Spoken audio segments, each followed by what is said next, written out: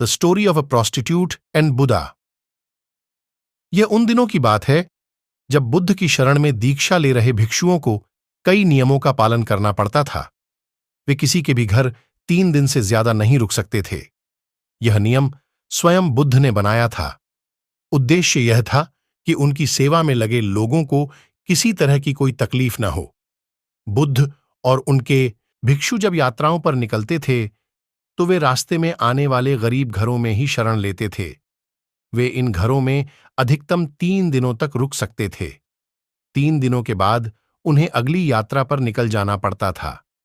यह भी सुने या पढ़ें, मिथिला का मतलब सिर्फ सीता नहीं, यह भी सुने या पढ़ें, देश के पहले शहीद तिलका मांझी को भुला दिया हमने। एक दिन वे ऐसे ही एक गांव में पहुंचे। बुद्ध और उनके शिष्य अपने रहने के लिए जगह ढूंढ रहे थे। बुद्ध के शिष्य आनंद को एक वेश्या ने अपने घर रहने को आमंत्रित किया। वह बहुत ही खूबसूरत युवती थी। आनंद ने उसे कहा कि वह उसके घर पर रह सकता है, पर इसके लिए उसे बुद्ध से अनुमति लेनी होगी। क्या तुम्हें इसके लिए सचमुच अपने गुरु से अनुमति लेनी होगी? युवती ने पूछा। नहीं, मैं जानता हूं कि बुद्ध मेरी बात मान जाएंगे, पर उनसे पूछना एक रिवाज है। ऐसा जवाब देकर आनंद बुद्ध के पास पहुंचे। हे बुद्ध, इस गांव में 3 दिनों के विश्राम के दौरान एक स्त्री मुझे अपने घर पर आमंत्रित कर रही है, लेकिन वह स्त्री एक वेश्या है। क्या मैं उसके आमंत्रण को स्वीकार कर सकता हूं? आनंद ने बुद्ध से पूछा। बुद्ध ने आनंद की ओर मुस्कुराकर देखते हुए कहा, अगर वह तुम्हें इतने प्यार से आमंत्रित कर रही है तो तुम्हें उसके निमंत्रण को ठुकराना नहीं चाहिए। जाओ और आराम से उसके घर ही रहो। आप भी पा सकते हैं बुद्ध जैसा दिमाग, यहां बुद्ध दी ला सकते हैं हिंदू पितरों को मुक्ति। बुद्ध की यह बात दूसरे शिष्यों को गवारा न हुई। उन्होंने बुद्ध से सवाल पूछा, आप आनंद को एक वेश्या के घर कैसे भेज सकते हैं? यह भिक्षुओं के आचरण के खिलाफ है।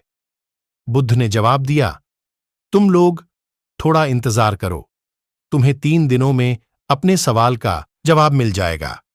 सारे शिष्य चुप हो गए।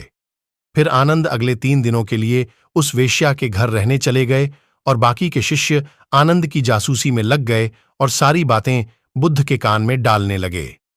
बुद्ध शालीन मुस्कान लिए चुप बने रहे। पहले दिन वेश्या के घर से आनंद और महिला के गाने की आवाज आई। ये बहुत नई बात थी। एक भिक्षु का वेश्या के साथ यूं गाना गाना। शिष्यों ने कहा, बस यह तो गया।